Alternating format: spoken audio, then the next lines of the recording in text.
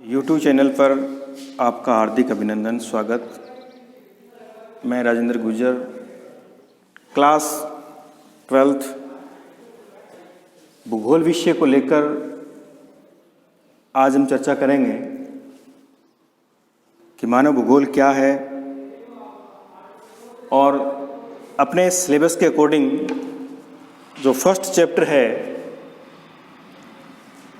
उसमें कौन कौन से प्रश्न बनते हैं, विगत परीक्षाओं में किस प्रकार के प्रश्न आए हैं और कैसे प्रश्न आ सकते हैं, उसके संदर्भ में मैं बात करूंगा। तो देखिए, सबसे पहले मैं एक क्वेश्चन की बात कर रहा हूं। क्वेश्चन इस रूप में आया, मानव भूगोल को परिभाषित कीजिए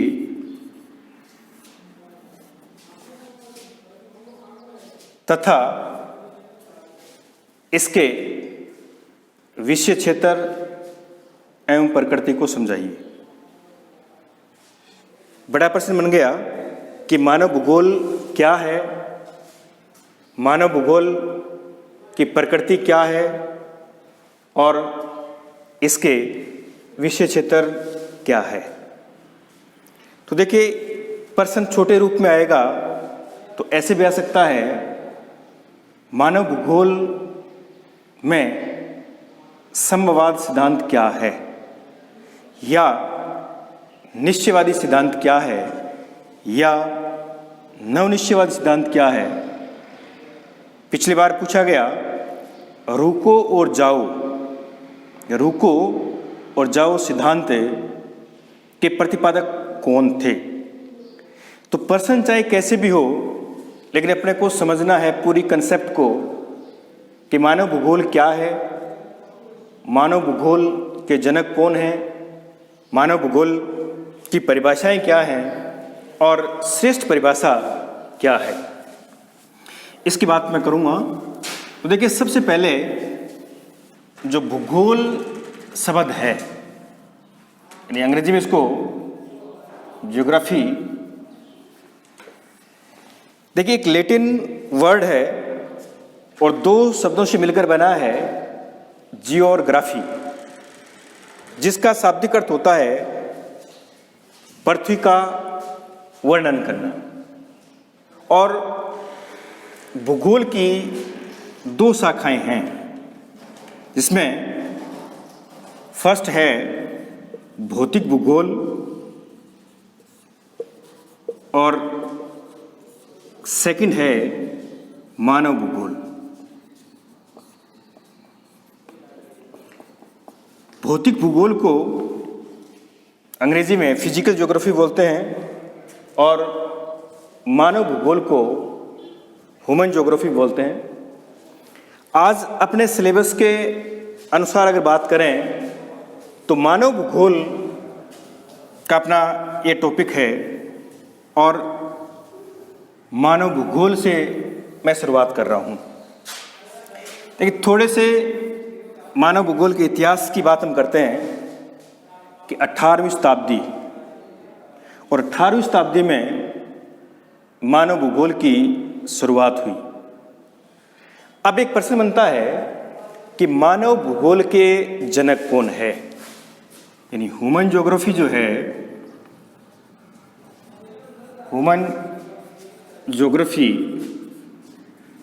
के जनक कौन है, फादर ऑफ ह्यूमन ज्योग्राफी। मानव भूगोल के जनक की मैं बात करूं, देखिए मानव भूगोल के जनक हैं रेटजेल, जिसको एल्फ्रेड रेटजेल भी बोलते हैं। तो रेटजेल को मानव भूगोल का पिता कहते हैं, father of human geography Ratzel. Ratzel ने एक ग्रंथ लिखा और उस ग्रंथ का नाम है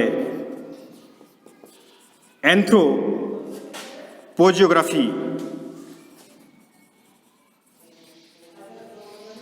तो एंथ्रोपोजियोग्राफी ये इसका ग्रंथ है और इस ग्रंथ में मानव भूगोल के बारे में डिटेल लिखा गया है कि मानव भूगोल क्या है और मानव भूगोल किस रूप में वर्तमान परिप्रेक्ष्य में है। देखिए, मानव भूगोल को लेकर विभिन्न भूगोलवेताओं ने अलग अलग परिभाषाएं दी हैं। तो सबसे पहले मैं परिभाषा की बात कर रहा हूं कि मानव भूगोल क्या है, किसको मानव भूगोल कहते हैं। देखिए, 18वीं शताब्दी और यूरोप में मानव भूगोल पर चर्चाएं हुई। जैसा कि नाम से विदित है, मानव भूगोल में मानव को केंद्र माना गया है। मानव को केंद्र माना गया है और सभी गतिविधियां मानव के इर्द गिर्द होती हैं। अब इस परिभाषा की बात करते हैं तो देखिए, परिभाषाएं बहुत सारे विद्वानों ने दी हैं। सभी की परिभाषाएं अपने तरीके से सही हैं, लेकिन मैं आपको दो परिभाषाएं दूंगा जो श्रेष्ठ परिभाषाएं हैं, और एक परिभाषा मैंने अपने तरफ से भी बनाई है मानव भूगोल के संदर्भ में। तो देखिए, सबसे पहले मानव भूगोल के जो जनक हैं रेटजेल, और रेटजेल ने मानव भूगोल को किस प्रकार परिभाषित किया है। देखिए, रेटजेल महोदय कहते हैं, मानव और प्राकृतिक वातावरण के मध्य मानव भूगोल की जो परिभाषा दी रेटजेल ने, क्या दी कि पृथ्वी के धरातल पर जो भी प्राकृतिक गतिविधियां घटित होती हैं वो और मानव के बीच अंतर संबंधों का अध्ययन मानव भूगोल कहलाता है। एक बार फिर सुन लें, रेटजेल ने क्या परिभाषा दी। रेटजेल कहता है, मानव और प्राकृतिक वातावरण के मध्य सह संबंधों का अध्ययन मानव भूगोल कहलाता है। यानी मानव और प्रकृति को, दोनों को शामिल किया। मानव और प्रकृति के बीच का जो सह संबंध है, जो रिलेशन है, वो रिलेशन मानव भूगोल कहलाता है। ये बात कही है मानव भूगोल के जनक रेटजेल ने। दूसरी परिभाषा जो है वो दी है एलन सी सैंपल ने। एलन सी जो सैंपल है, ये भी अमेरिका के प्रसिद्ध भूगोलविद और रेटजेल की शिष्या थी और रेटजेल के विचारों से प्रभावित थी। तो इस सैंपल ने परिभाषा क्या दी है, और सैंपल ने प्रकृति को श्रेष्ठ माना है। मानव को एक तरह से गौण मानकर परिभाषित किया है। क्या परिभाषा दी है कि अस्थिर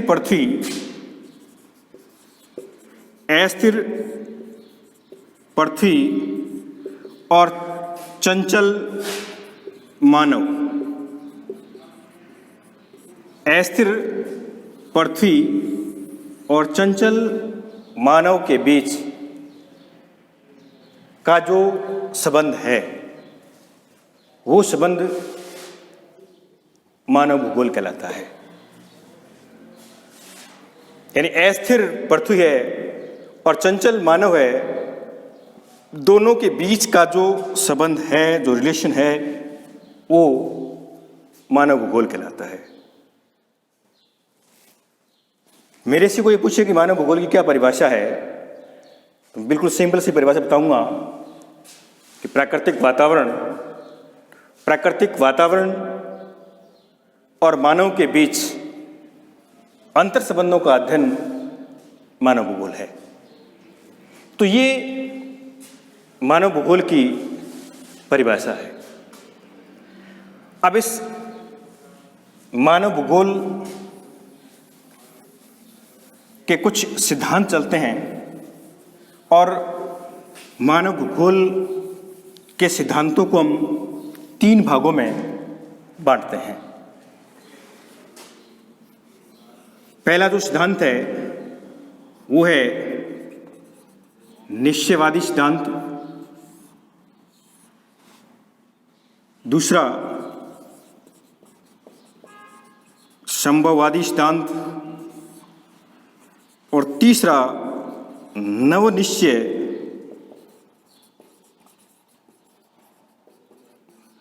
जिसको रुको और जाओ सिद्धांत भी कहा जाता है। इन तीनों की हम विधिवत रूप से चर्चा करेंगे कि ये सिद्धांत क्या है। देखिए, चाहे वो मानव भूगोल का जनक और मानव भूगोल का समर्थक रेटजेल हो, चाहे वो एलन चर्चिल सैंपल हो, चाहे वो विडाल डी लाप्लास हो, चाहे वो हंटिंगटन हो और चाहे कोई दूसरा भूगोलवेत्ता, सभी ने इन तीनों बातों को स्वीकार किया है। लेकिन मूल रूप से जो मानव भूगोल है उसमें जो श्रेष्ठ बात उभरकर सामने जो आई है वो नवनिश्चयवादी जो विचारक हैं, नवनिश्चयवादी धारणा को जो मानने वाले भूगोलवेत्ता हैं वो श्रेष्ठ साबित हुए हैं। तो देखते हैं कि निश्चयवादी या इसको प्रकृतिवादी सिद्धांत बोलते हैं, यानी नेचुरल थ्योरी है ये। और ये निश्चयवादी सिद्धांत क्या है? देखिए, निश्चयवादी सिद्धांत की मैं बात करूं तो निश्चयवादी सिद्धांत में जो बात सामने आई है और इसके सबसे बड़े जो समर्थक हैं निश्चयवादी सिद्धांत के वो हैं रेटजेल। निश्चयवादी जो समर्थक हैं उन्होंने क्या कहा कि इस धरती पर ये कहते हैं कि प्रकृति ही सब कुछ है, प्रकृति सर्वे सर्वा है, प्रकृति से ऊपर इस दुनिया में कुछ भी नहीं है। मानव कोशिश जरूर करता है लेकिन प्रकृति से बढ़कर नहीं है। जब भी मानव ने प्रकृति के विरुद्ध कार्य किया है तब तब मानव को हानि उठानी पड़ी है। चाहे आप भूकंप की बात कर लें, चाहे आप ओजोन परत की बात कर लें, चाहे किसी और प्राकृतिक प्रकोप की बात कर लें, इसका मतलब ये हुआ कि प्रकृति श्रेष्ठ है और मानव नामात्र का एक प्राणी है और प्रकृति के आगे मानव तुच्छ है, धूल का एक कण है। और इस प्रकृतिवादी सिद्धांतों के समर्थक में एलन चर्चिल सैंपल ने यह तक कहा कि मानव इस प्रकृति में धूल का कण है और धूल के कण का इस प्रकृति में कोई महत्व नहीं है। इसके लिए प्रकृति से बढ़कर इस दुनिया में कोई नहीं है। दूसरे सिद्धांत की मैं बात करूं और दूसरे सिद्धांत में थोड़ा सा मामला विपरीत चलता है। संभववादी जो पॉसिबिलिज्म थ्योरी वाले हैं समर्थक, जिसमें प्रोफेसर विडाल डी ला व्लास। और विडाल डी ला व्लास ने समयवादी सिद्धांत के जो समर्थक हैं उन्होंने एक बात कही कि प्रकृति जो है, प्रकृति सिर्फ संभावना व्यक्त करती है और प्रकृति के पास कुछ नहीं है। प्रकृति जहां जैसी कहीं पर भी किसी भी रूप में है संभावना व्यक्त करेगी मानव के सामने, लेकिन फिर भी मानव स्वतंत्र रूप से कार्य कर रहा है। और उदाहरण क्या दिया कि अगर प्रकृति श्रेष्ठ होती तो जो ग्लेशियर प्रदेश हैं, सारा जैसे मरुस्थल हैं, दुर्गम घाटियां हैं, तो उन क्षेत्रों में मानव का रहना असंभव नहीं था। लेकिन फिर भी आपने देखा है कि एस्किमो जनजाति -50 डिग्री टेम्परेचर भी आसानी से रहती है। दूसरे रूप में अगर देखें, गर्म प्रदेश की बात करें कि सहारा मरुस्थल, कालारी मरुस्थल, गोबी का मरुस्थल और बहुत सारे ऐसे मरुस्थल हैं जहाँ का टेम्परेचर 50 डिग्री रहता है, तो वहाँ 50 डिग्री टेम्परेचर भी मानव के लिए बाधक नहीं है। इसका मतलब प्रकृति ने जो करना था वो कर लिया, लेकिन मानव फिर भी वहाँ विजय प्राप्त कर रहा है।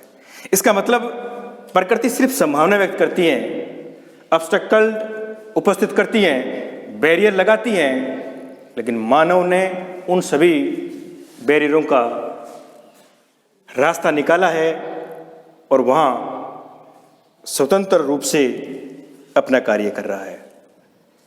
चाहे वो माउंट एवरेस्ट जैसी ऊंची जगह हो, चाहे वो महासागरों के ग्रत हो, चाहे वो घाटियां हो, चाहे वो ठंडे प्रदेश हो, चाहे गर्म प्रदेश हो, मानव ने गर्मी से बचने के लिए भी रास्ते निकाले हैं, सर्दी से बचने के लिए रास्ते निकाले हैं, और यहाँ तक कि प्राकृतिक प्रकोप से भी बचने के रास्ते निकाले हैं। इसका मतलब जो संभववादी समर्थक हैं उनका विरोध करने वाले कहते हैं कि सिर्फ संभावना व्यक्त करते हैं प्रकृति, और प्रकृति के पास कुछ नहीं है। तीसरे सिद्धांत की बात करता हूं मैं, जिसको न्यू डिटर्मिनिज्म बोलते हैं, नवनिश्चयवादी सिद्धांत। और नवनिश्चयवादी सिद्धांत का जो दूसरा नाम जो पिछली बार पेपर में पूछा गया था, उसमें रुको और जाओ सिद्धांत के समर्थक कौन हैं। देखिए, रुको और जाओ सिद्धांत के जो समर्थक हैं अमेरिका के एक प्रसिद्ध विद्वान हुए हैं, और रुको जाओ सिद्धांत के संदर्भ में कहा कि प्रकृति न तो सर्वे सर्वा है और न कुछ कुछ। तो कुल मिलाकर के जो टेलर महोदय हैं जिसने सिद्धांत दिया, तो उन्होंने कहा कि न तो प्रकृति सब कुछ है और न मानव सब कुछ है। अब न प्रकृति सब कुछ है और न मानव सब कुछ है, तो फिर सब कुछ कौन है? देखिए, टेलर के अनुसार